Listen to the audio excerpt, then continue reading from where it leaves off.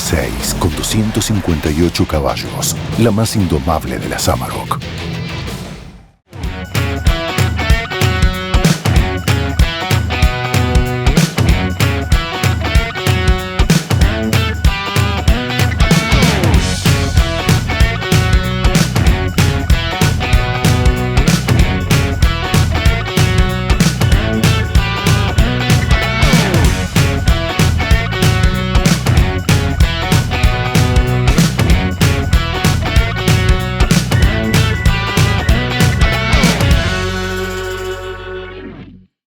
AgroTV, toda la tecnología agropecuaria en acción, mostrando las experiencias más exitosas y rentables de los productores de punta, promoviendo el aumento de la producción en forma sustentable, respaldando el cuidado del medio ambiente y los recursos naturales. Con Bayer en tu campo de manera integral, cuidando y potenciando lo que vas a sembrar. Hay semillas, soluciones, muchas innovaciones. Estamos en tu campo de manera integral. Contá con Bayer para tus semillas, protección de cultivos, herramientas digitales y un negocio sustentable. Ahora más que nunca, Bayer. Contactate con tu distribuidor más cercano.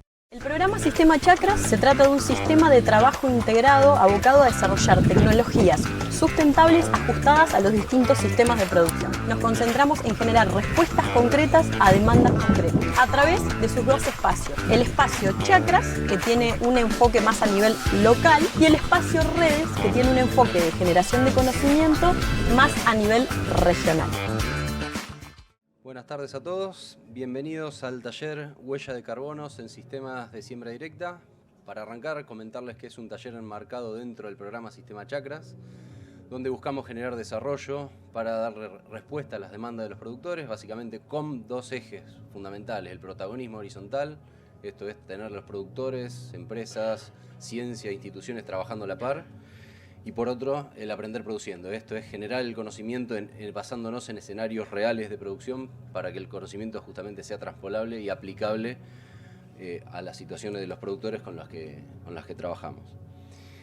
Bueno, en este taller es un panel de varios disertantes. Vamos a contar con la presencia de María Florencia Moresco. Flor es agrónoma. Es doctora en Ciencias Agrarias, hoy en día de la Universidad de Rosario, y hoy en día está trabajando dentro del programa Sistema Chakras y el programa internacional de APRESID, como la responsable de todos aquellos temas relacionados con carbono de la institución. Después nos van a acompañar María Inés Di Napoli, que es agrónoma de la Universidad de Mar del Plata. Tiene un posgrado en teledetección y sistema de información geográfica, y es CEO y fundadora de Puma, de la plataforma Puma. A María Inés la va a estar acompañando también Matías Canepa, también de Puma, que es agrónomo y magíster, también de la Universidad de Balcarce. Nos va a estar acompañando Mirtia Toribio, ingeniera agrónoma, especialista en fertilidad de suelos de la UBA y en gestión de calidad de la Universidad del Sur. Y hoy en día Mirta se desempeña en la empresa Profértil como responsable del área de investigación y desarrollo. Nos va a estar acompañando Galo Benedict, que es ingeniero en producción agropecuaria. Galo tiene 12 años de experiencia dentro de la empresa Monsanto, ahora Bayer, y hoy en día está desempeñándose como líder de la interfaz comercial de sistemas agronómicos y digitales para el equipo de desarrollo de mercado. Y por último nos acompaña Ariel Masgrau. Ariel es ingeniero agrónomo, especialista en producción de granos, es coordinador de producción de la empresa Tecnocampo y es presidente de la regional Montecristo de APRESID. Así que vamos a tener las ponencias de cada uno, vamos a pasar un espacio de preguntas hacia el final, para lo cual les pido a cada uno de ustedes que levante la mano, así le acercamos un micrófono y pueden hacer las preguntas. Flor, adelante cuando quiera.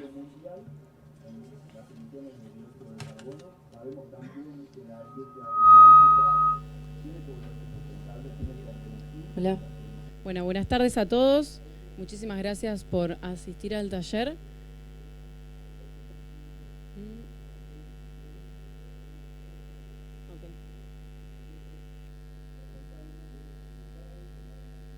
Bueno, para empezar, vamos a empezar con una definición de un término que seguramente todos conocen y que lo van a escuchar en varias oportunidades a lo largo de este proyecto, de este congreso, perdón, que es huella de carbono.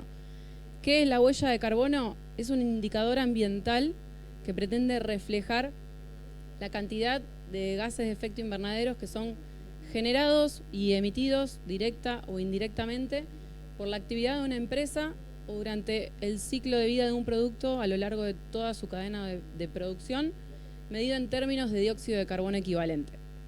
Este dióxido de carbono equivalente intenta reflejar los tres gases responsables del efecto invernadero más importantes, que son dióxido de carbono, óxido nitroso y metano, en una unidad común para poder hacerlos comparables. Hoy en día es un compromiso el que nosotros tenemos de empezar a medirnos, es un compromiso el que tenemos de medir la huella de carbono que generan nuestras actividades y es... Aumenten el volumen, por favor. Y también es un compromiso el que tenemos de empezar a pensar en tomar decisiones que sean estratégicas y que sean responsables en lo que respecta a la lucha contra el cambio climático. Es por eso que nace esta red. Esta red de carbono nace justamente por una demanda de conocimiento, una demanda compartida por productores, ingenieros, asesores y técnicos que necesitaban respuestas a una temática específica como es el carbono. Nace esta red con la línea brechas de carbono y con la línea huella de carbono, dentro de la cual las empresas Syngenta, Bayer, Puma y Profertil están acompañando y trabajando de manera activa e integrada junto con APRESID para poder dar respuestas a todas estas demandas que son generadas diariamente por los productores, técnicos y asesores. Esta red de huella de carbono es relativamente reciente. Surgió en el marco y fue lanzada en el marco de la Expo Agro en el mes de marzo de este año. Y básicamente los objetivos que persigue la red son poder conocer y poder cuantificar la huella de carbono de los sistemas productivos bajo siembra directa en todas las regiones del país, poder caracterizar la eficiencia del sistema, poder cuantificar la huella en función de la superficie, poder cuantificar la huella en función de cada uno de los cultivos y del producto generado, para justamente conocer la eficiencia, cuánto estamos emitiendo versus cuánto estamos produciendo. Medir el balance también de carbono en el suelo, una vez que midamos la huella y en función también de los volúmenes de residuo que estamos dejando en el suelo, poder medir ese balance de carbono y poder también generar información local sobre emisiones de gases de efecto invernadero y que esta información nos sirva para todos para poder empezar a tomar decisiones un poco más estratégicas. ¿Qué aportamos en este proyecto? Básicamente, a medida que vayamos desarrollando y obteniendo información, vamos a estar aportando al hecho de crear conciencia en el sector agropecuario, permitiéndole al productor conocer el impacto que genera su actividad, el impacto en huella de carbono que tiene su actividad sobre el medio ambiente.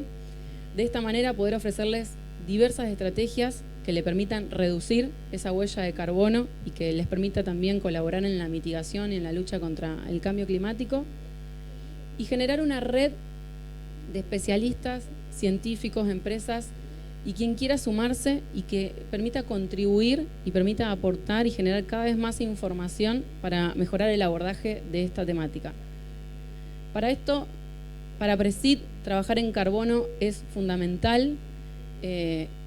APRESID ha siempre trabajado y promovido la producción sustentable, llevando justamente la bandera de la sustentabilidad, y creemos que es verdaderamente importante poder ajustar nuestros modelos productivos para que puedan obtener la mayor captura de carbono posible, emitiendo la menor emisión de gases de efecto invernadero también posible.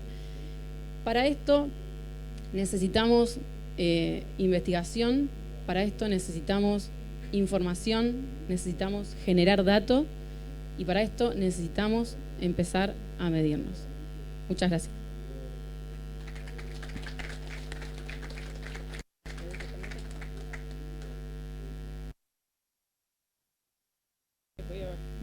Hola, buenas tardes, ¿cómo están? Yo voy a volver un poquito a la presentación de Flor, si puedo.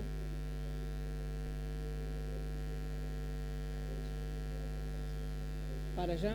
Ok. Acá, voy a volver acá. Buenas tardes, ¿cómo están? Un placer compartir este espacio con ustedes. Quiero volver acá porque Flor habló de red y me parece que es imprescindible contar con la participación de todos para que podamos hablar de red. Hoy, en el lanzamiento del Congreso, Nico Bronsovich, director de Prospectiva, dijo que cultivar carbono era como cultivar amistad y que la amistad puede ser de dos, pero generalmente la empezamos a disfrutar cuando andamos en grupo, cuando somos más, cuando somos red. Para eso, también tenemos que pensar el carbono del mismo modo, pensemos como red. Con ese concepto, me gustaría invitar a los productores que quieran ser parte de esta red, que se acerquen a nosotros para que podamos agendarlos y que puedan sumar sus datos a las empresas que estén acá, que quieran ser parte de la red, porque como bien dijo Flor, necesitamos de la colaboración de cada uno de ustedes para que esta red crezca, para que sea posible, para que los datos sean realmente representativos de diferentes zonas, para que podamos empezar a hablar de una marca país de determinados cultivos, para que podamos mostrar el potencial que tiene la región en cultivar carbono. Pero eso no lo podemos hacer con pocos productores o con pocas empresas a bordo de este proyecto, sino tienen que estar subidos a este proyecto todos aquellos que les parezca interesante lo que se está gestando.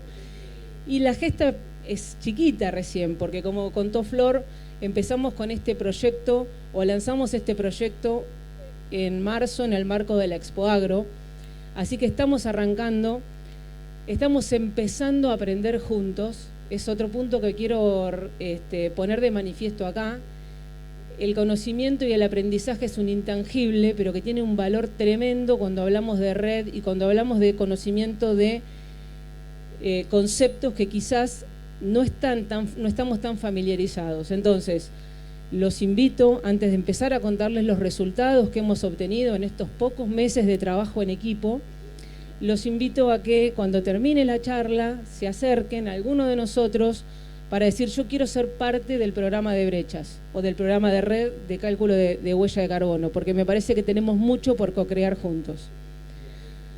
Dicho esto, voy a pasar a una parte de los resultados y después le voy a pasar a Mati la posta para que Mati, que es muy técnico, lo va a contar mejor que yo, pero esta suerte de arenga vengan a la red la tenía que hacer yo y después le paso a Mati el micrófono. Empiezo a contarles que elegimos para empezar 3 regiones para empezar a medir. La idea claramente es que se sumen muchas más para que entonces estemos hablando de representatividad de los datos y de los resultados. ¿Cuáles son esas 3 regiones? Buenos Aires, algunos jugadores de toda la provincia de Buenos Aires, porque es grande, provincia de Santa Fe, Córdoba. Y tuvimos que establecer lo que se denomina técnicamente una línea de base. ¿Una línea de base para qué? Bueno, para decir, che, ¿dónde estamos parados? ¿Cuáles son nuestros valores de referencia para empezar a medirnos en huella, como bien dijo Flor, y en carbono en suelos? Entonces nos encontramos que para los productos, no es testigo porque son establecimientos reales y son datos reales, de la provincia de Buenos Aires, el promedio de carbono orgánico en suelos era de 60.86, arcilla 26.42, Santa Fe 62.94, arcilla 35.86, Córdoba, un valor bajo de carbono, hay que ver la ubicación de los establecimientos elegidos, pero fue el promedio de los establecimientos elegidos, y 17.23 puntos de arcilla, porcentaje. Estos datos son importantes porque son la línea de base de los casos que estamos midiendo y después vamos a ver cómo los resultados vienen de la mano de este carbono orgánico de base y del porcentaje de arcilla que también es protagonista en las posibilidades de secuestrar carbono en suelos. Entonces, estos datos que llamamos de línea de base son muy importantes. ¿Por qué? Porque si ustedes tienen análisis de suelos que pueden colaborar, vamos a poder ajustar los datos de línea de base para cada una de las regiones. Esto es como cualquier muestreo que se puede hacer cuando el N es muy grande. Bueno, el tamaño de la muestra también lo tiene que ser para ser representativo. Con lo cual, cuando más datos podamos meter en el proyecto, va a ser mucho mejor. Dicho esto, vamos a volver después a este cuadro, pero esta es nuestra línea de base. De acá estamos partiendo con los suelos que están en el proyecto. En cada una de las regiones, ¿qué elegimos? Bueno, elegimos distintas estrategias de los campos que estaban cediendo sus datos para el proyecto. Entonces, en la región de Buenos Aires encontramos una rotación trigo, soja de segunda, avena, soja. En Santa Fe, un maíz y soja en la campaña siguiente. Córdoba, avena, soja, los valores que ven a la derecha de los cultivos y su rotación son los rendimientos. En la campaña 22-23, avena, soja, vicia, maíz, con los rendimientos que ven ustedes acá. Aprendizajes que vamos a tener y que vamos a empezar a mirar es cómo le pegó a la huella la campaña que sufrimos de la seca, ¿sí? Con rendimientos bajísimos en la soja, que claramente le van a estar pegando después a los resultados de huella de carbono. Entonces, huella de carbono, campaña 21-22, cultivos. Mati, venite, porque me cambiaste el orden de las diapositivas. Buenas tardes a todos. Lo que quisimos mostrar o empezar a mostrar con esto es un poco cuál es el formato de la información y los resultados que vamos a compartir con cada uno de ustedes y que sea parte del proyecto. Así que casi que está también de una manera, como decía Inés, colaborativa en decir, esto es la información que ustedes van a recibir desde la regional y para cada uno de ustedes. Un poco esto es como la foto general de 2 años distintos, con cultivos diferentes. Vemos la campaña 21 y 22 a la izquierda y la 22-23 a la derecha. Lo que hicimos, recién Marinés les decía que teníamos 3 zonas. Bueno, ahí ven, tenés por ahí veíamos bueno, tenemos un trigo, un maíz, una soja de segunda, soja y avena. ¿Cuál es la idea con todo esto y con este proyecto? Aprender. Un poco lo que vamos viendo y generando en base a la información es aspectos básicos, no solo de aprendizaje desde una foto, sino para la campaña siguiente. ¿A qué me refiero?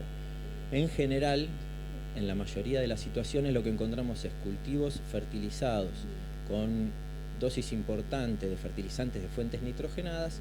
En general suelen tener una huella de carbono más importante o es mayor que en cultivos donde no estoy aplicando nitrógeno.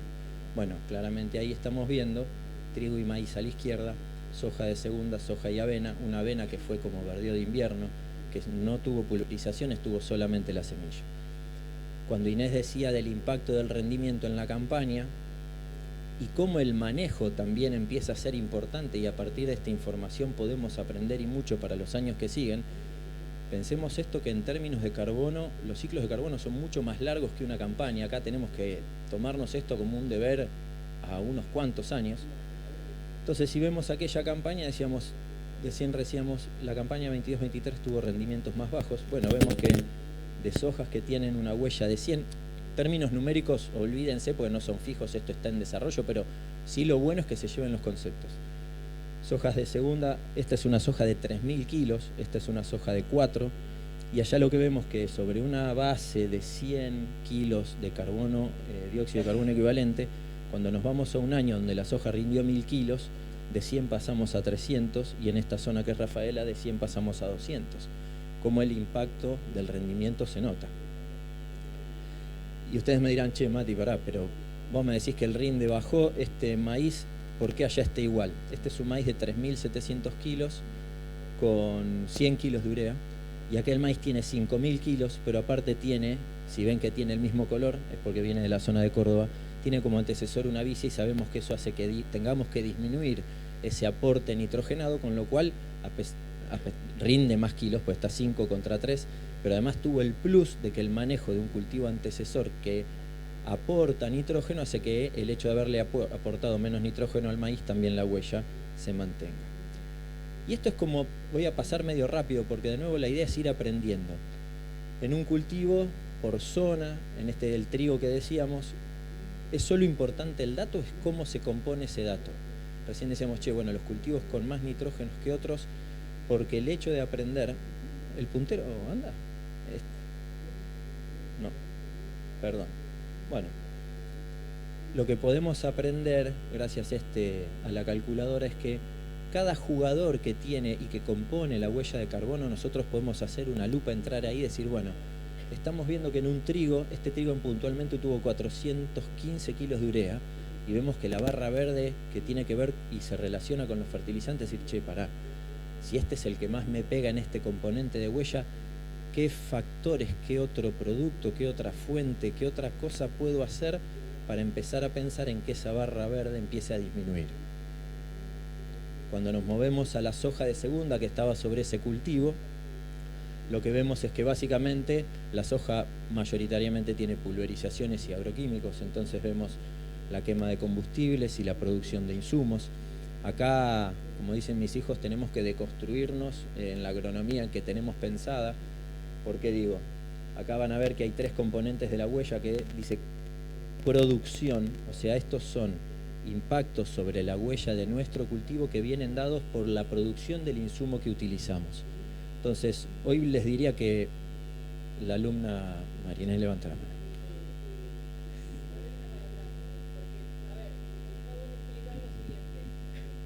Esto que ven ustedes acá son los factores de emisión, las fuentes de emisión, no los factores, perdón, las fuentes de emisión. ¿Está?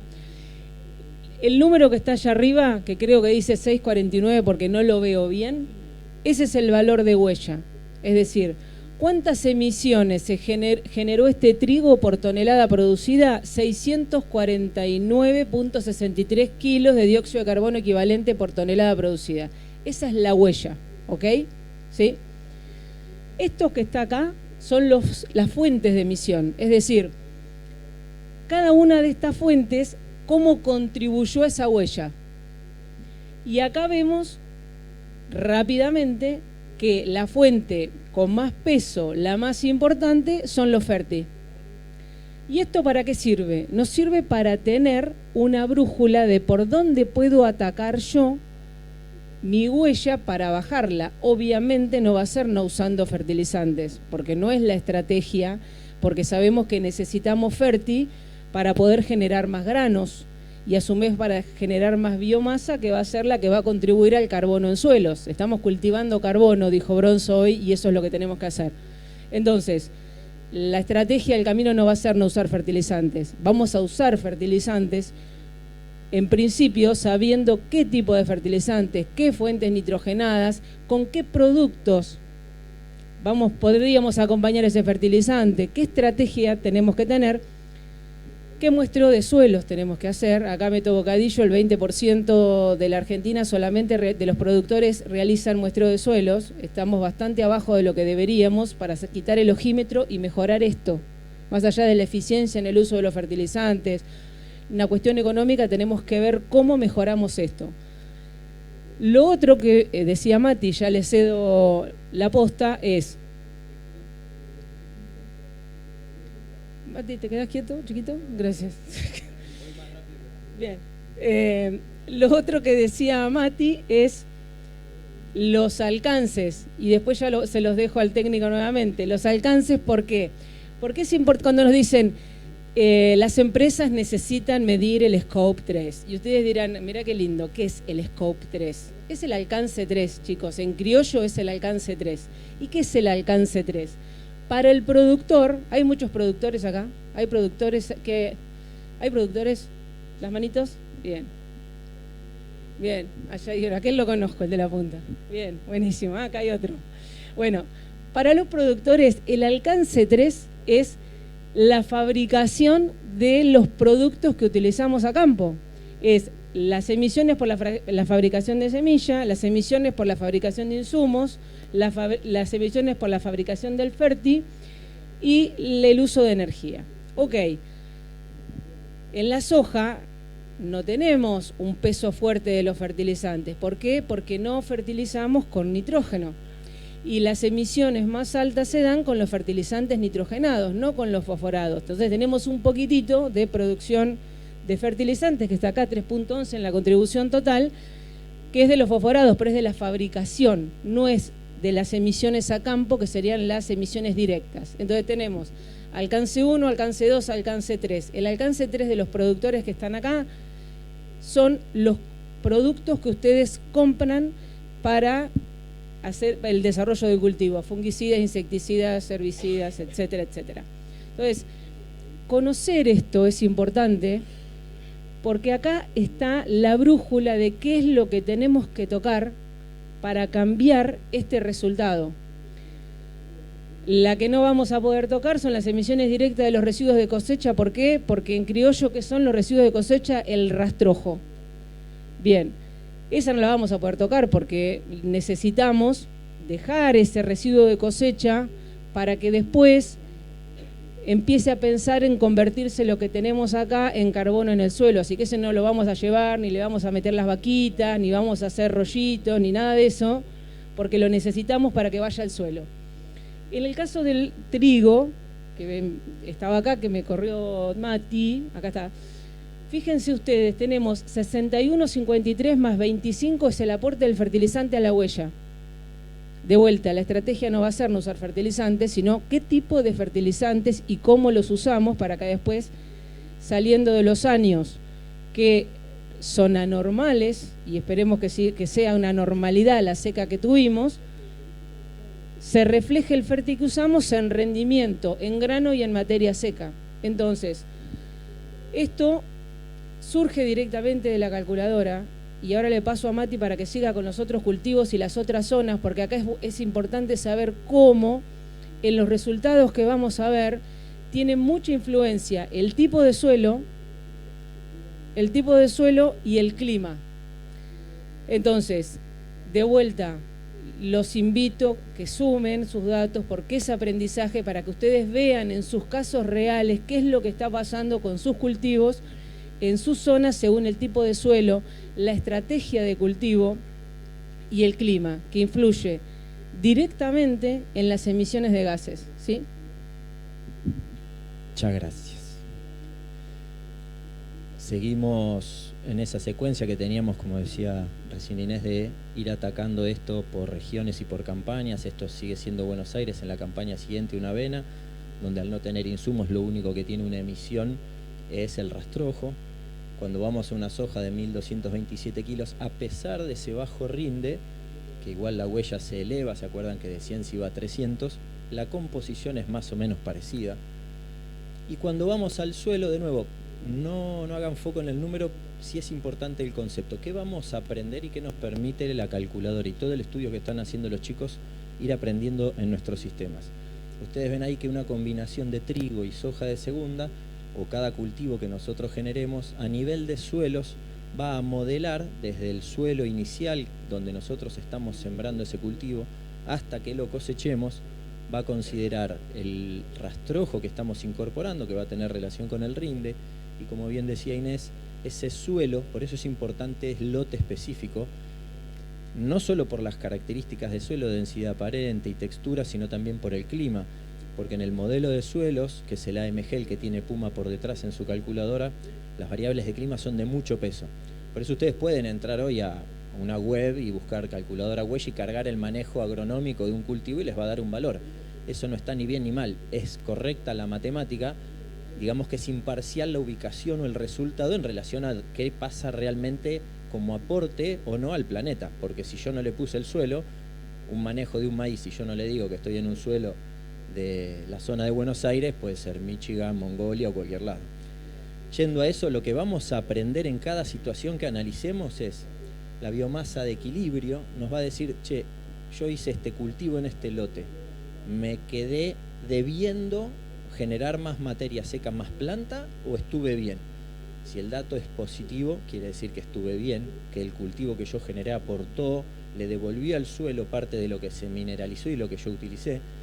me va a indicar en términos de pérdida de materia orgánica, y voy a tener el dato inicial de carbono y a su vez el carbono simulado, que es el que resulta al final del cultivo.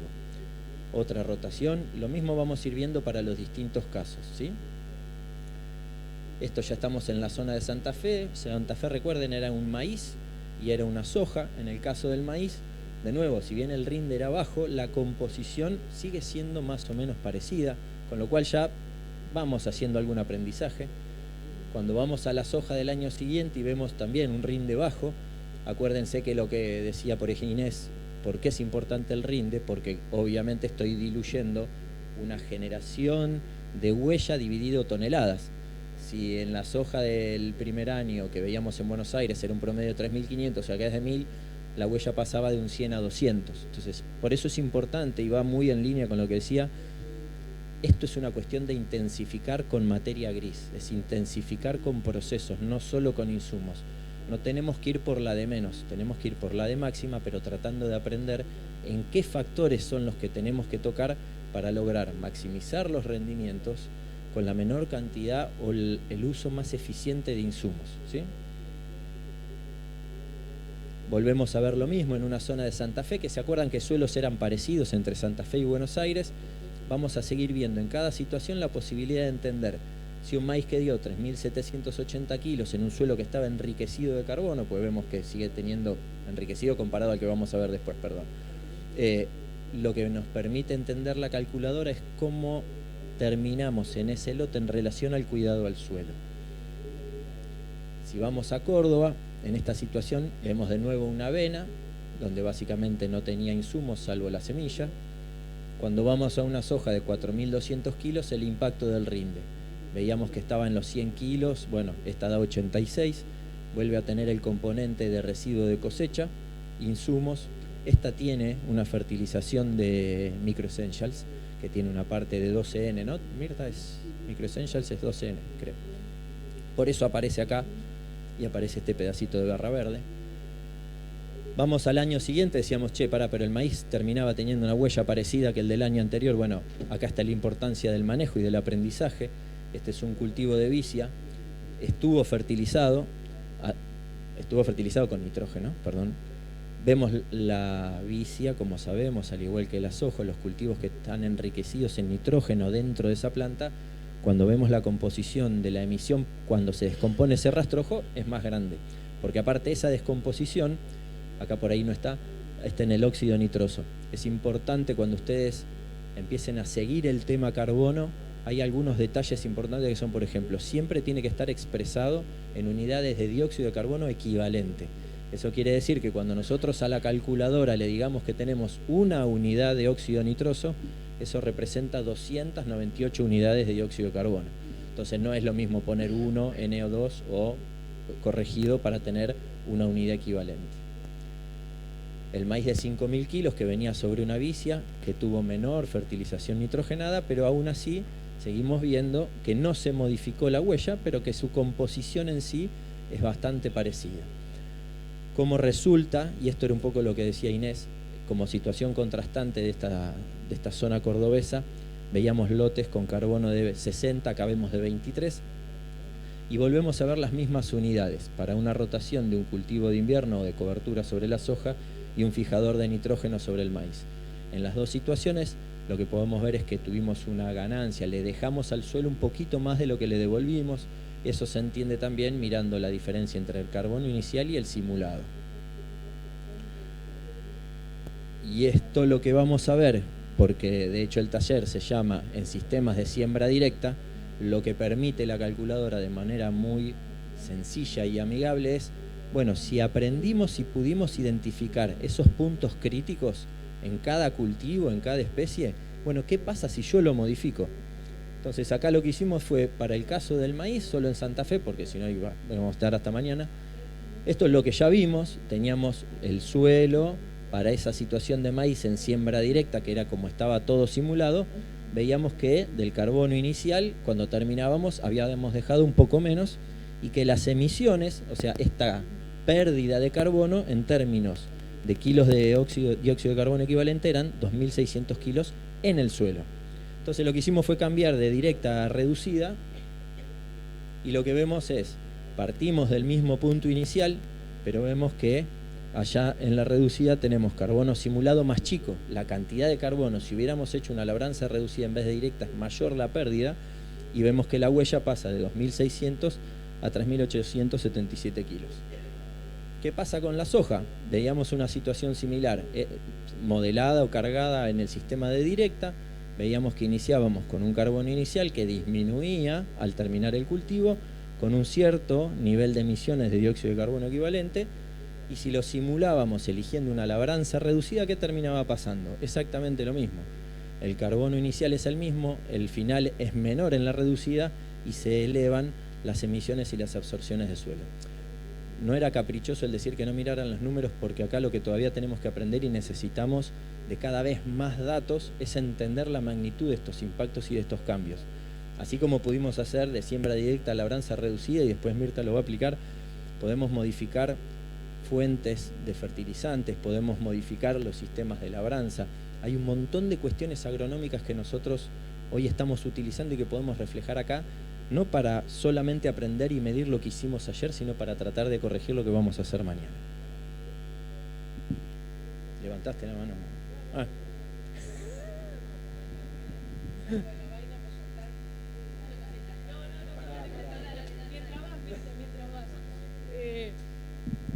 No, bueno, solamente decir que los números, como bien dijo Mati, no son lo que tenemos que estar mirando ahora, pero sí claramente le podemos poner un número a la siembra directa. Sabemos lo que implica la siembra directa, somos fans de la siembra directa, por eso estamos también acá, pero ahora le podemos poner un número al impacto versus la labranza, ni siquiera era convencional, era reducida, y ya vimos la diferencia. También le podemos poner el impacto de los cultivos de cobertura o cultivos de servicio. Me parece que el medirnos, y ese es el paso que me encantaría que demos juntos todos, nos permite tener ese valor, ese número que necesitamos para tener realmente en cada región de la Argentina ese gap de mejora.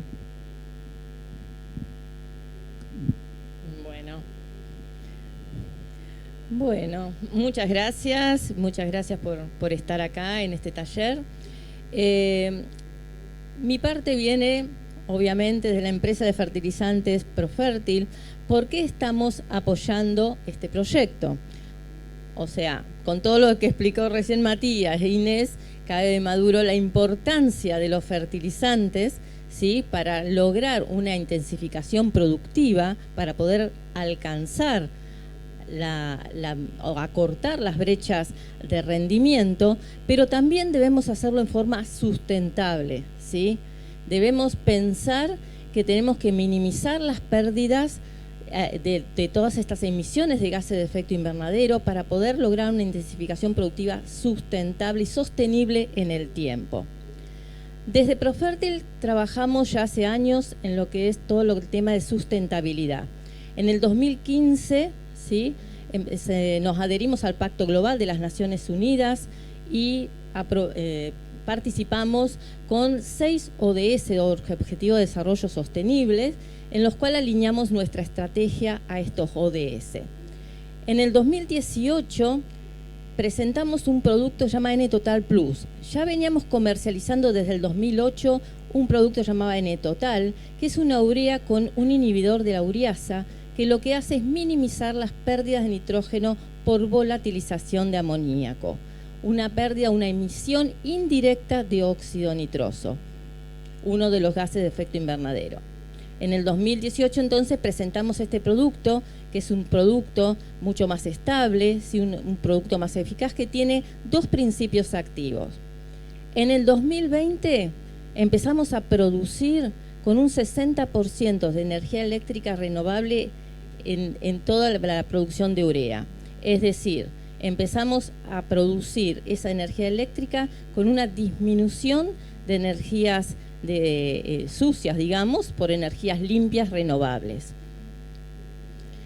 En el 2021 medimos la huella de carbono del producto, ¿sí?, de la urea, con datos del 2020. Hoy por hoy estamos en la etapa de verificación de esa huella de carbono. En el 2022 recertificamos con la certificación del Stewardship del Protect and Sustain del IFA, ¿sí? Que ya habíamos certificado en el 2019. Y en el 2023, este año, firmamos un acuerdo con YPF Luz, en donde a partir del año que viene vamos a empezar a producir la urea con energía eléctrica renovable al 100%. Esto implica una emisión de alcance 2 de 0, ¿sí? Así como recién explicaba María Inés, en lo que es alcance 1, alcance 2 y alcance 3, para nosotros el alcance 1 es toda la producción de urea, en alcance 2 es todas las energías eléctricas que lleva para la producción de urea, y el alcance 3 es el uso de la urea. Entonces, nosotros estamos trabajando fuertemente en la planta para disminuir el alcance 1 y el alcance 2. El año que viene ya vamos a tener alcance 2 en 0, o sea, nuestra huella de carbono de producto va a ser menor, ¿sí?, al promedio general de las ureas. Y no solamente estamos trabajando en los alcances 1 y 2, sino también en el alcance 3, que es desde la puerta de producción hasta sería la tumba o fin de vida de la urea, ¿sí?, lo que sería el uso en el campo. Para eso, desde hace años estamos difundiendo lo que son las mejores prácticas de manejo, lo que llamamos las 4R, que sería la dosis correcta, el momento y forma de aplicación correcto y la fuente correcta. Cuando hablamos de dosis correcta, nos referimos precisamente a basarnos en herramientas de diagnóstico y sobre todo el análisis de suelo. Es muy importante hablar de análisis de suelo y basar esas dosis según los nutrientes que no tenemos en el lote en cada año y ser muy específico en eso. Para evitar pérdidas de nitrógeno tenemos que seguir con estas 4R. Y estas 4R nos llevan no solamente a ser más eficiente en el uso de los nutrientes, disminuyendo las brechas de rendimiento, sino también que mejoramos el carbono de los suelos. Como decía recién María Inés, mejoramos, ¿por qué? Porque aumentamos el rastrojo en superficie. Y no solamente el rastrojo en superficie, sino todo el sistema radicular se mejora. Y esto es muy importante para aumentar el carbono en los suelos. Y también disminuimos las emisiones de gases de efecto invernadero, ya que con el uso de las mejores prácticas está comprobado que se puede disminuir entre un 7 y un 14%, esto lo dice el IFA, ¿sí?, a nivel internacional, se puede disminuir entre un 7 y un 14% las emisiones de óxido nitroso. Incluso también está hablando que se puede disminuir hasta un 25%, pero en Argentina estamos hablando entre un 7 y un 14%. Y por supuesto la adaptación y mitigación al cambio climático. Pero no solamente difundimos lo que son las mejores prácticas de manejo, sino que también estamos haciendo ensayos. En el 2008 comenzamos con una red de ensayo en donde evaluamos fuentes como la urea y la urea más un inhibidor de la ureasa. En ese momento comenzamos con N-Total, después seguimos con N-Total Plus. En el 2020 lo que hicimos es un trabajo teórico con los doctores Guillermo Peralta y Miguel Tahuada, en donde se evaluó esa red de ensayo de maíz, ¿sí?, con estas fuentes, y se determinó las emisiones totales de gases de efecto invernadero en kilos de dióxido de carbono equivalente por hectárea, según la dosis. Y lo que observamos acá es que precisamente a medida que aumentamos la dosis, empiezan a separarse las nubes de los ensayos. Piensen que estos son más de 90 ensayos y en 47 localidades, ¿sí?, desde el 2008 al 2020. ¿Sí? Son 12 años de ensayo. Y acá lo que vemos es que con las dosis mayores tenemos una diferencia de hasta un 21% de disminución de las emisiones con el uso del N-Total o N-Total Plus. Pero no solamente nos quedamos con este trabajo teórico, sino que en el 2020 empezamos a hacer ensayos a campo, ¿sí?, con medición in situ a través de cámaras estáticas y trampas para determinar el amoníaco volatilizado en distintas localidades. Tenemos 3 años de ensayos en las zonas de Oliveros y Balcarce, ¿sí? Este es el promedio de esos 3 años de ensayo, en donde vemos claramente que con los factores que se determinaron con estas mediciones in situ locales de las emisiones de óxido nitroso y volatilización de amoníaco, conseguimos una huella 90% menos en la urea, ¿sí?, una urea de 200 kilos por hectárea de dosis, 90% menos de lo que dicen los factores del IPCC. todos los calculadores, todo el inventario de gases de efecto invernadero en la Argentina está determinado con factores del IPCC, porque no hay factores locales, no hay factores en Argentina. Entonces tenemos que tomar factores del IPCC de Tier 1, que son factores internacionales. Entonces necesitamos medir lo que realmente se emite acá en Argentina, en las distintas localidades. Nosotros en estos 3 años de ensayos hemos visto que las emisiones con respecto a lo que dice el IPCC son 90% menos. Y en estos 3 años de ensayos también encontramos una disminución de las emisiones de gases de efecto invernadero de un 12% cuando usamos el N-Total Plus. ¿Por qué? Porque también hay efecto de la volatilización, esas emisiones indirectas de gases de efecto invernadero. Disminuimos en promedio un 12%. Entonces, ahí tenemos el efecto de menor pérdida de nitrógeno por volatilización. Por lo tanto, la propuesta desde Profértil es primero que todo trabajar con las mejores prácticas de manejo para la nutrición, las 4R, en los cuales está comprobado que se puede, con el manejo del momento de la aplicación, la forma de aplicación, la dosis adecuada y la fuente justa, podemos bajar entre un 7 y un 14% las emisiones. Y cuando tenemos las condiciones dadas en donde pensamos que puede haber problemas de volatilización de amoníaco, es decir, aplicaciones en superficie, porque una vez que está incorporado no hay problema de volatilización, aplicaciones en superficie y condiciones de clima y suelo predisponente a las pérdidas de nitrógeno por volatilización, podemos disminuir entre un 12 y un 21% las emisiones de gases de efecto invernadero. Estos todos con ensayos propios y locales. Bueno, muchísimas gracias.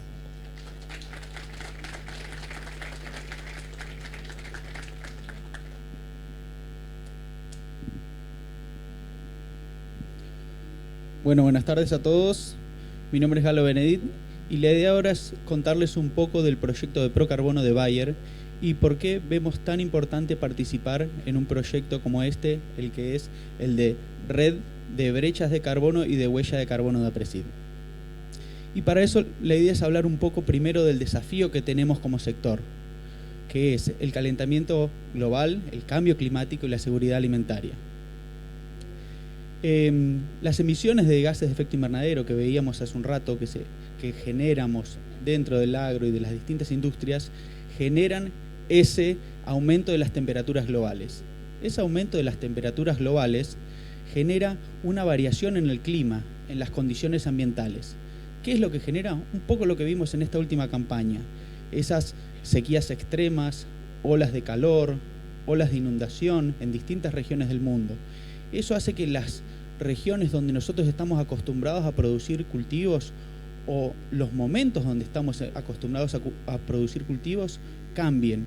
Eso también genera unas nuevas desafíos de los cultivos enfrentándose a nuevas plagas o nuevas enfermedades porque se presentan en diferentes condiciones ambientales a las cuales estábamos acostumbrados.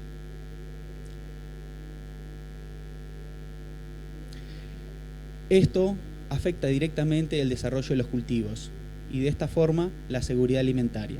Entonces, ¿cuál es la perspectiva de Bayer ante todo esto? Nosotros ya en el año 2019 definimos 3 proyectos básicos como compromisos de sustentabilidad, que eran el 30-30-100. ¿En qué consistían? En reducir un 30% las emisiones de gases de efecto invernadero desde la operación propia de Bayer para el año 2030 y también de trabajar con los agricultores con los que trabaja Bayer y con los que provee de productos para reducir su huella de carbono. Reducir también en un 30% el impacto de sus productos en el ambiente y trabajar con 100 millones de pequeños productores en darles acceso a tecnologías y a comercialización y acceso a mercados diferenciados. Esto con el tiempo vimos que no era suficiente trabajar sobre estos 3 parámetros. Entonces, después incorporamos un nuevo parámetro que es trabajar sobre la huella de agua. Es decir, nos pusimos como objetivo reducir en un 25% el uso de agua, es decir, la eficiencia de uso de agua de los productores arroceros del sudeste asiático. Hoy en día también estamos trabajando con 2 grupos de trabajo muy enfocados en lo que es un poco lo que comentaba hoy Mirta y Marinés, que es el Scope 3. el ciclo de vida de nuestros productos y cómo terminan usándose nuestros productos y cómo promovemos un uso sustentable de esos productos. Y finalmente un grupo que está tomando mucho peso últimamente, que es el de salud de suelo y biodiversidad. Estos objetivos están alineados con los Objetivos de Desarrollo Sustentable de las Naciones Unidas. Y ahora entonces queremos ver qué es lo que sucede un poco en el agro como realidad. Nosotros sabemos y tenemos el entendimiento de que todas las industrias del país y del mundo generan emisiones.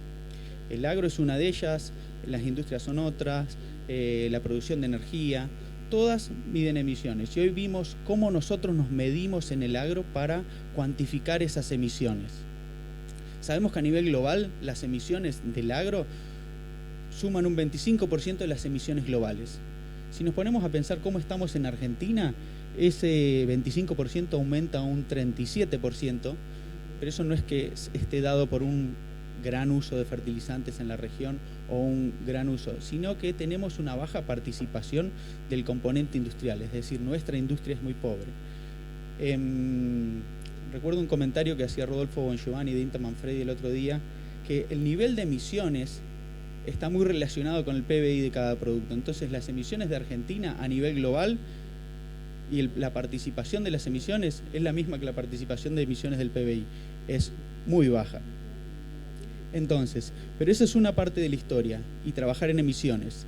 Por eso entendemos que es crítico participar en este proyecto y lograr entender cuáles son las fuentes de emisión desde la agricultura argentina, dónde están los principales factores de emisión y cuáles son las prácticas que podemos impulsar para reducirlos. Esa es una parte de la historia. Después tenemos otra parte de la historia en la que el agro es particularmente diferente del resto de las industrias. Y es que el agro tiene por su productividad, por su producción misma, la capacidad de capturar carbono de la atmósfera, es decir, de remover carbono de la atmósfera y capturarlo en el suelo. Según la FAO, el agro a nivel global tiene la capacidad de remover 1/4 de las emisiones que se generaron en todo el planeta en los últimos 25 años. Y eso es un poco lo que contaban los chicos, esa capacidad de capturar ese carbono de la atmósfera en el suelo a través de diferentes prácticas que ahora a continuación vamos a ver algunas de ellas. ¿Cómo vemos desde el proyecto Pro Carbono? ¿Qué es lo que estamos queriendo hacer? Nosotros queremos aliarnos con productores y con la industria en impulsar esas prácticas sustentables que estábamos mencionando. Entendemos que al impulsar estas prácticas nosotros vamos a lograr reducir la huella de carbono, es decir, la cantidad de emisiones que estamos generando, lograr aumentar la captura de carbono y también maximizar la productividad, que es un punto muy importante también. ¿Y cuáles son los 4 pilares en los que nos basamos para eso? Primero, estamos centrados en los productores. Y es por eso que hoy en día estamos acá con APRESID, que es una asociación de productores, enfocándonos en cómo llevamos prácticas que se adapten a las realidades de cada productor a través de las diferentes regiones que nos ayuden a estos 3 puntos: maximizar la productividad, aumentar la captura de carbono y disminuir las emisiones. En una segunda instancia tenemos un poco lo que comentaba Mirta. Tenemos que trabajar basados en ciencia, es decir, generar información, generar datos para poder, porque tenemos una capacidad altísima de producir de una forma eficiente acá en Argentina. Y mostrar un poco lo que comentaba Mirta, de que tenemos una reducción del 90% de las emisiones del uso de los fertilizantes nitrogenados, es un trabajo importantísimo. Y es por eso que en todas las prácticas que nosotros tratamos de llevar a los productores y que promovemos o que impulsamos, estamos trabajando basados en ciencia, con investigadores, INTA, universidades, asociaciones de productores, para tratar de hacer unas recomendaciones sólidas de acuerdo a las realidades de cada productor. Después tenemos la transparencia. Las herramientas digitales son claves en esto. Puma, hoy para poder nosotros medir y cuantificar cuánto estamos generando con cada una de las prácticas es importantísimo. Nos da también la trazabilidad, es decir, poder nosotros demostrar con una herramienta digital en el campo cuál fue la dosis que finalmente usamos a nivel de lote, capturar eso, en nuestro caso trabajamos con Filvio, capturar esa información, llevarlo a una plataforma que nos traduzca eso y que nos diga cuántas emisiones generamos por cada producto, es uno de los principales factores.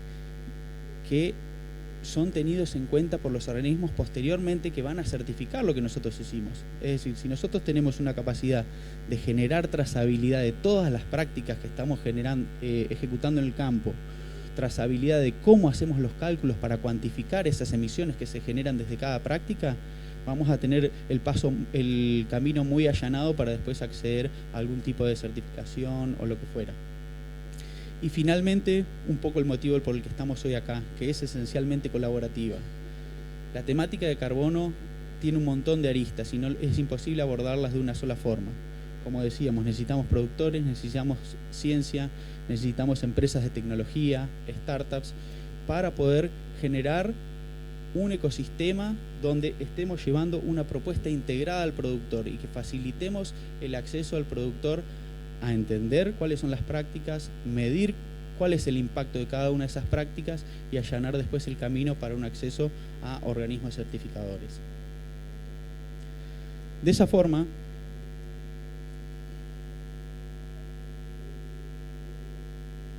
después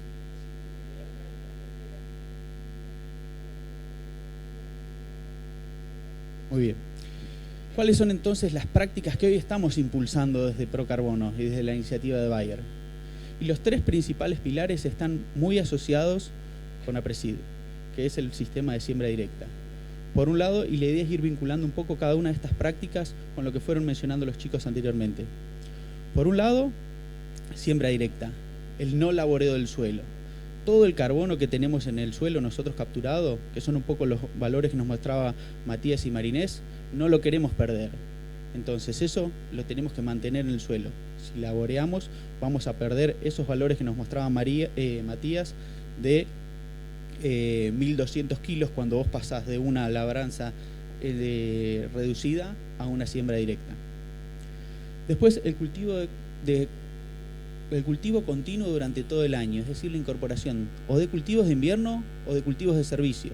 ¿Por qué esto nos ayuda a nosotros? Al mismo tiempo que producimos más, estamos generando biomasa, es decir, capturando carbono de la atmósfera y potencialmente incluyéndolo en el suelo, incorporándolo en el suelo. Es por eso que tenemos que lograr buscar la mayor cantidad de tiempo posible, tener el suelo cubierto con cultivos vivos desarrollándose. Y finalmente, la rotación de cultivos. Esto ya entendemos que la rotación de cultivos, además de los beneficios que tiene en cuanto a enfermedades y plagas y pestes, genera una diferente calidad de la materia orgánica, de los residuos que estamos aportando al suelo. Y eso tienen distintos procesos de degradación y alimentamos de manera diferente al suelo y tenemos diferente capacidad de capturar el carbono con una secuencia más diversa. Y después, si nos enfocamos en los impulsores de la productividad o de carbono, que llamamos nosotros, el primero es genética y biotecnología de punta. ¿Por qué está esto como primero? Es el que va a marcar para nosotros el potencial de captura de carbono, esta otra parte. Y no solo de captura, porque la productividad, cuando nosotros medimos emisiones, lo medimos en función de la productividad. Medimos tantos kilos de dióxido de carbono equivalente por tonelada de maíz, por tonelada de soja, por tonelada de trigo. Por eso, un poco lo que hablaban los chicos de eficiencia. Si nosotros logramos producir más, vamos a ser más eficientes y con la misma cantidad de recursos, somos más eficientes con el uso de los recursos.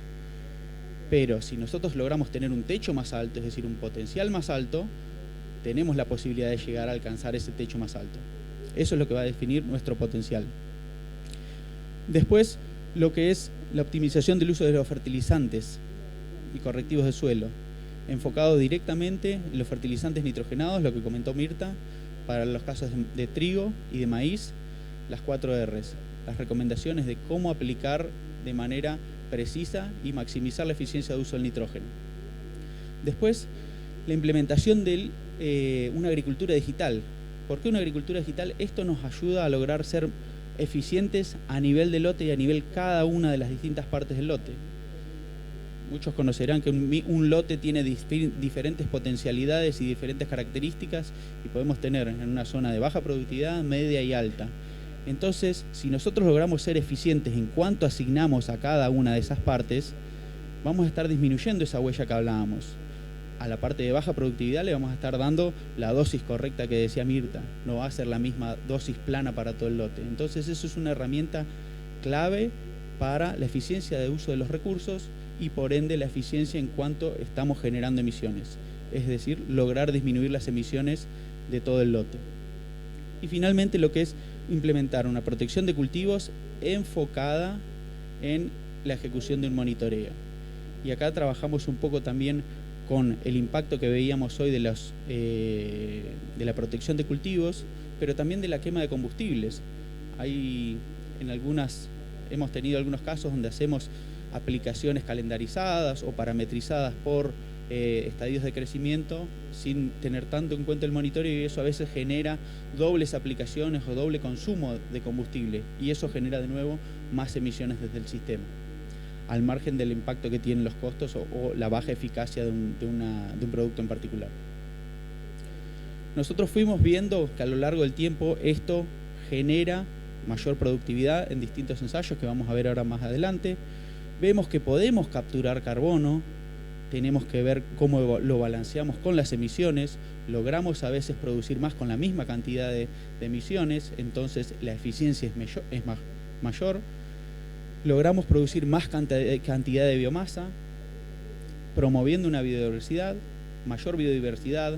Esto que hablábamos de la rotación de cultivos, inclusión de cultivos de gordura, afecta directamente en la biodiversidad sobre el suelo y alimenta también diferentes pools de microorganismos del suelo desarrollándose. Y eso también vemos que tiene un impacto en la productividad. Y ahora, para ir cerrando, la idea es ver un poco resultados de distintos niveles de ensayos que hemos tenido y distinto tiempo de implementación de prácticas, porque esto es un proceso realmente que no es inmediato. La implementación de prácticas lleva su tiempo y el sistema también tiene que responder. Y acá vemos en 3 casos diferentes. En el naranja, un primer año de prácticas de 50 lotes a nivel Argentina. En amarillo, un lote de pergamino que ya tiene 3 años de implementadas estas prácticas que vimos recién. Y después en verde, ensayos en franjas que ya tienen 6 años de información de ejecutadas las prácticas a lo largo del tiempo. Y vamos a ver desde la línea punteada hacia este lado el porcentaje de incremento de cada uno de estos indicadores relacionados con las emisiones en función del manejo pro carbono con el manejo tradicional de cada una de las situaciones. Lo que vemos es que hay un incremental a medida que las prácticas se adoptan y que pasa más tiempo en el cual nosotros adoptamos las prácticas, es decir, el sistema tiene un tiempo de respuesta. En lo que respecta a carbono, del otro lado, es captura de carbono, también vemos ese impacto de que las prácticas tienen un tiempo en generar un impacto en el suelo, la rotación de los cultivos, generar un impacto sobre la presión de malezas, estos cultivos más intensificados, en lograr afectar la proliferación de malezas, por ejemplo, o de algunas enfermedades, de lograr reducir la cantidad de aplicaciones que estamos haciendo, de tener un impacto directo en la productividad.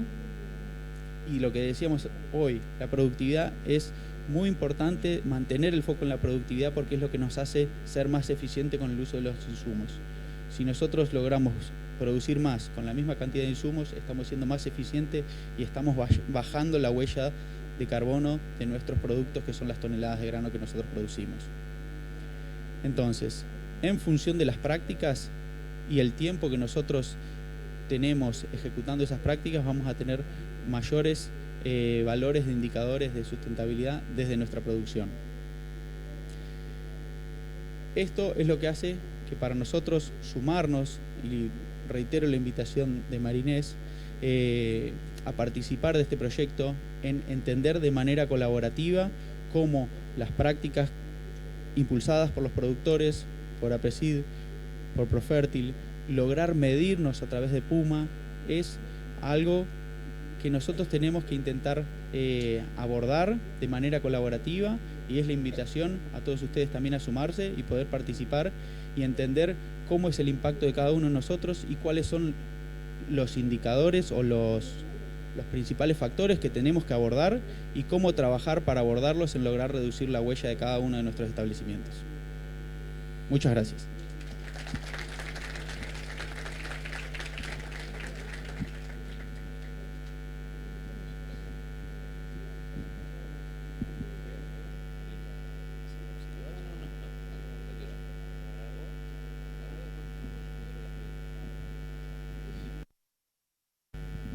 Hola, ahí está. Bueno, buenas tardes. Primero que nada, gracias a todos por hacernos el aguante en un día que sabemos que fue largo para la mayoría. Lo mío va a ser muy corto. Simplemente, bueno, Florencia me pidió, cuando estábamos preparando la base de datos para pasarle a la gente de Puma y que hagan todos los cálculos que mostró Inés y el ingeniero, bueno, me pidió que diéramos la visión de un productor. Yo estoy en la empresa Tecnocampo, una empresa productora del centro norte de Córdoba. Como estamos viendo todo el tema carbono, que hoy se habla mucho, pero por ahí vemos que se afina o se conoce poco. Nosotros hace ya más de 10 años que estamos certificando agricultura certificada en varios establecimientos de la empresa y empezamos a poner el foco al carbono a través de las mediciones que nos exige el protocolo para certificar. Y hace 2 años estamos en el programa ProCarbono de Bayer, donde gracias a la calculadora Puma pudimos desglosar un poco más y entender un poco más esto de los alcances y las diferentes fuentes de emisión que nombraba Inés. Lo que vemos que lo que nos está faltando en realidad es muchos datos, mucha emisión. La mayoría de los productores, cuando se acercan preguntando o viendo algo de esto, le dicen, bueno, ¿cuánto vale la tonelada de carbono fija? ¿Cuánto vale el bono? Y la verdad que lo que vemos es que estamos muy lejos todavía de poder generar un mercado transparente y que realmente refleje la realidad de las prácticas que estamos realizando aquí en el campo, porque no es tan sencillo como decir hace 2 más 2 va a ser 4 y el valor va a ser tanto.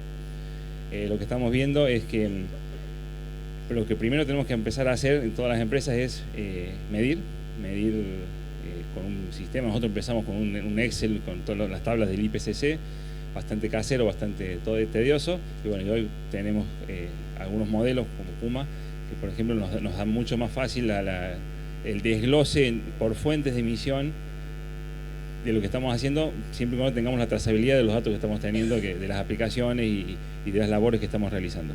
Entonces es fundamental primero empezar a medir. Una vez que medimos vamos a empezar a entender cuáles son nuestras principales fuentes y en dónde vamos a poder tener más capacidad de accionar para reducir la primera fuente, que es reducir la emisión.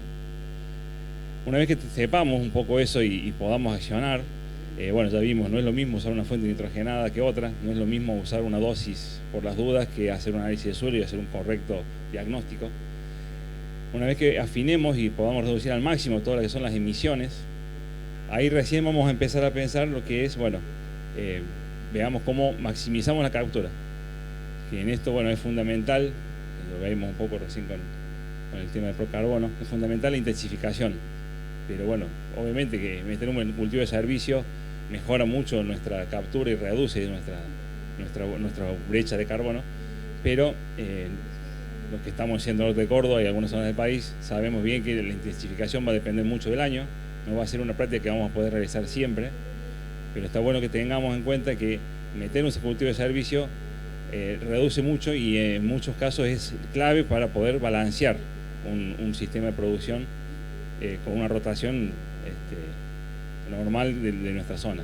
Nosotros en el centro norte de Córdoba tenemos una rotación que está prácticamente el 100% de la superficie, al 50% con maíz, pero incluso con los rendimientos que tenemos en nuestras zonas vemos que una rotación del 50% no alcanza a balancear esa huella de carbono en cuanto a compensar todo lo que son emisiones con capturas. Entonces, bueno, es clave algo que todos hacemos, que parece redundante, pero maximizar rendimientos. Esta campaña, con los rendimientos tan malos que hemos tenido, fue altamente emisora, porque si veíamos todos los valores que nombraba la gente de Puma, eran valores de tonelada de carbono equivalente por tonelada de grano producida. Entonces, obviamente, cuando la tonelada de grano producida no están, las emisiones se disparan. Y también depende mucho de qué línea de base estemos partiendo, que también lo nombraba la gente de Puma. La línea de base es fundamental, que nosotros eso no lo teníamos en cuenta y lo empezamos a ver metiendo datos de varias zonas, donde vimos que no es lo mismo arrancar de un suelo con 1,5, 2% de materia orgánica, como podemos tener en el centro de Córdoba, a valores de 3,5, 4, como pueden ser valores al norte de Córdoba, con mucho menos años de agricultura, en donde los suelos, cuanto más carbono orgánico tienen, son mucho más difíciles son mucho menos sumideros de carbono. O sea, se emiten mucho más y es mucho más difícil generar un secuestro que refleje un aumento en esa materia orgánica. Lo más fácil es agarrar un suelo degradado con un monocultivo de soja durante muchos años, con pocas prácticas sustentables vamos a mejorar y vamos a ver un balance neto. Pero por ahí con las mismas prácticas que realicemos en un suelo con mayor cantidad de carbono orgánico, no va a ser así. Entonces, también depende mucho de la zona donde estemos trabajando y cómo vengamos nuestra historia. Todo eso hace, y espero que el mensaje que quede sea esto, que no es tan fácil llegar a un mercado que diga, bueno, por hacer esto o por hacer aquello te vamos a valorizar tu secuestro o tu captura de carbono y el valor de tu bono de carbono va a ser tanto. Estamos todavía lejos de eso, creo que faltan muchos datos. Por suerte, hace 2 o 3 años que muchas empresas están investigando e invirtiendo recursos en esta investigación. Creo que es clave que muchos productores se sumen, aporten datos, que mejoren también esa validación de los modelos que hacen las calculadoras y que por ahí alineemos todos los esfuerzos en que no duplicar esfuerzos, sino que todos trabajemos dentro de un mismo sistema que nos ayude a entender más y que en algún momento va a terminar en algún mercado o algo que pueda llegar a generar un extra de rentabilidad para las empresas por hacer bien las cosas, por hacer prácticas sustentables. Bueno, eso nomás. Muchas gracias.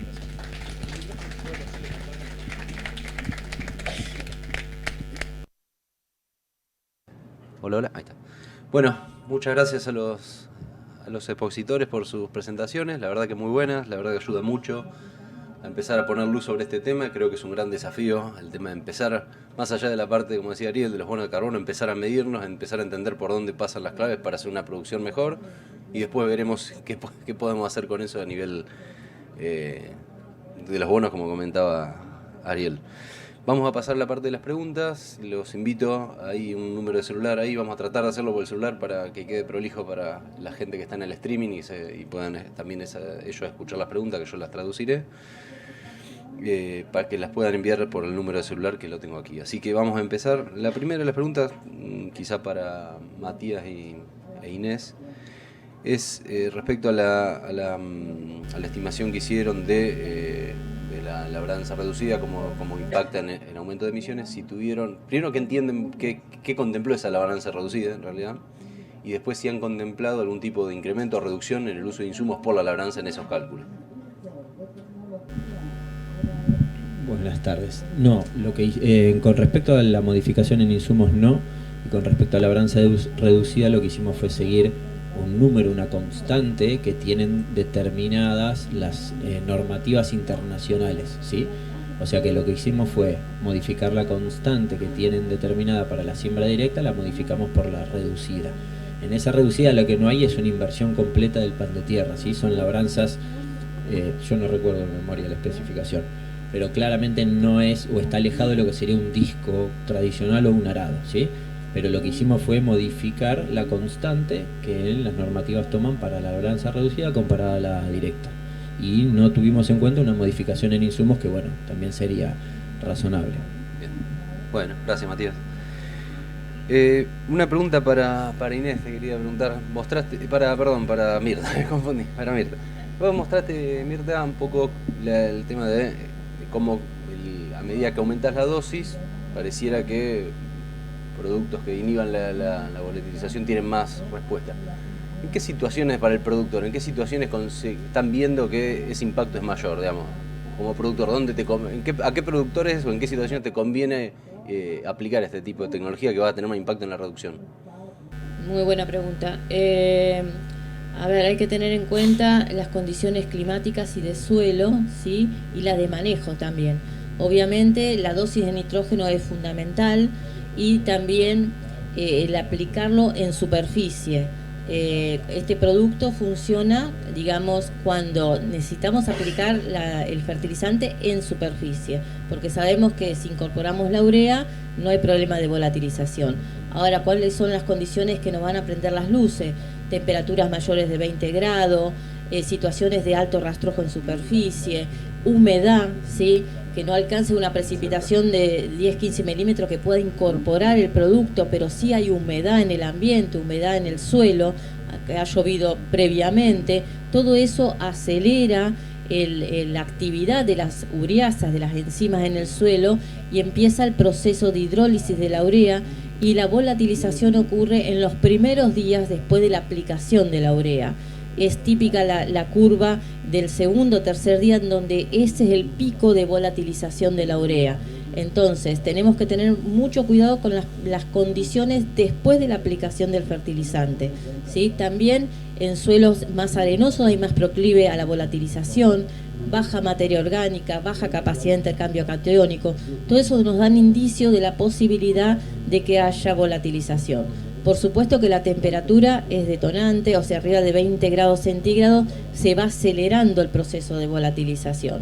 Pero son todas estas cosas, estas cuestiones, estos factores que tenemos que tener en cuenta. Incluso el viento también acelera, cuando hay viento también acelera la volatilización. Bueno, todos estos son factores que hay que tener en cuenta. Muchas gracias. Galo, aprovecho. Mostraste datos de emisiones con los diferentes sistemas. Estarán calculados con algún modelo, que entiendo que es el de Puma. ¿Están considerando alguna otra estrategia de medición en base a qué indicadores le están evaluando y demás? Bueno, ahí está muy relacionado un poco con lo que decía Mirta. Hay diferentes modelos de cuantificación de huella. Muchos usan distintos, o mejor dicho, los mismos factores de emisión, que son los del IPC que decía que estaban nombrados hoy. La idea es trabajar un poco en cualquiera sea la metodología de cuantificación, en cómo hacemos que esos factores de emisión pasen de ese nivel 1, o que son los valores estándares para todo el mundo, a nivel 2, que son más regionales, es decir, cómo es en realidad el factor de emisión de la urea en Sudamérica, o directamente a un nivel 3, cómo es el factor de emisión de la urea en Balcarce o en Oliveros.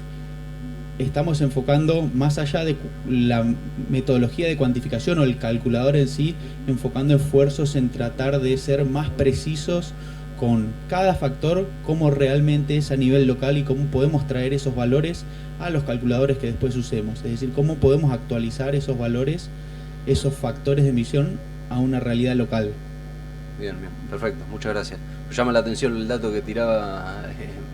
Bueno, en ese de balance de carbono está la combinación de las dos cosas, que es balance, que es captura de carbono y las emisiones. Entonces las reducciones son altísimas cuando vos tenés altas capturas de carbono como las que veíamos ahí. Bien, perfecto. A mí me llamaba la atención esa reducción respecto a lo estimado en base a coeficientes internacionales, y lo que están midiendo es que podemos estar estimando el doble de lo que emitimos, y la verdad que es llamativo. En el sentido de Puma, ¿están pensando en alguna, digamos, en ajustes sucesivos de la metodología en base a estos coeficientes? ¿Cuáles son los criterios para poder incorporar nuevos coeficientes a la plataforma, si tienen alguna idea? Sí, claramente. Nosotros, cada modificación que tiene IPCC, en este caso obviamente ya dijeron todos que el estándar que se sigue es el de IPCC, porque es el que después nos va a permitir poder certificar. Tenemos acá a la gente de control. Me parece fundamental tener en cuenta esto, ¿no? Nosotros lo que vamos a querer después de cualquier proceso es certificar el grano, certificar el bono, lo que fuera, y para eso necesitamos seguir un estándar. Dicho esto, nosotros vamos actualizando según los nuevos estándares y presentaciones de IPCC, y cuando exista a nivel local un factor de emisión que sea reconocido y que nos permita generar una certificación, claramente lo vamos a sumar a la calculadora. De hecho, lo estamos haciendo a nivel particular de cada producto. Hay productos que ya tienen su cálculo en fábrica de la huella de carbono, que es lo que estaba contando Mirta, y entonces no usamos un factor genérico, sino que ponemos el cálculo de la huella del factor de fabricación, que ya está calculado, certificado y demás. Y lo propio cuando exista un certificado que demuestre lo que ocurre a campo con las emisiones directas. Entonces, toda esta vuelta para decir que lo que nosotros queremos es, con un producto que sea simple del uso para el productor, pero que pueda ser certificable. Entonces lo iremos mejorando en tanto y en cuanto vayan apareciendo los pergaminos, para decirlo en criollo, de todos estos factores de emisión. Bien, muchas gracias, Inés. Bueno, estamos cortos de tiempo, vamos con la última pregunta para Flor. La idea, mostraron muchos datos de sistemas agrícolas. La idea es incluir en los análisis futuros otros tipos de sistemas de producción, o enfocarse en la parte agrícola de momento. Bien, en principio esta línea está focalizada en sistemas de producción agrícola. Queremos trabajar y potenciar la generación de información en producciones agrícolas bajo siembra directa, y el plan a futuro, una vez que hayamos podido aumentar el volumen de estos datos en la agricultura, incorporar el sistema productivo ganadero. Eso está dentro de la agenda del proyecto. Creo que está pensado para un mediano plazo. En este segundo semestre del año ya vamos a empezar a incorporar sistemas de producción agrícola, así que sí vamos a tener esa información de al menos hasta el momento, de bajo sistemas agrícolas y ganaderos. Bueno, gracias, Flor. Bueno, estamos en tiempo. Retomo la arenga de Inés para invitarlos a sumarse a la red, a los productores, a empresas. La verdad que necesitamos de un laburo colaborativo para empujar este proyecto, y que es muy necesario para todos. Muchas gracias por su atención y nos vemos mañana.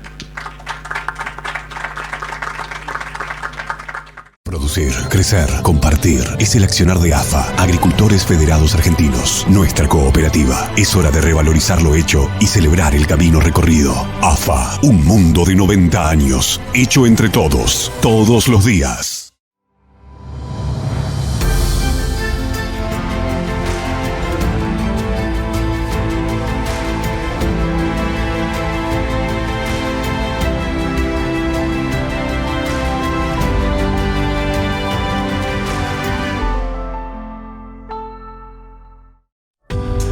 Precision Planting comenzó con una visión de mejorar la agricultura, desarrollando productos innovadores que puedan mejorar el desempeño de tus equipos y al mismo tiempo el rendimiento de tus cultivos.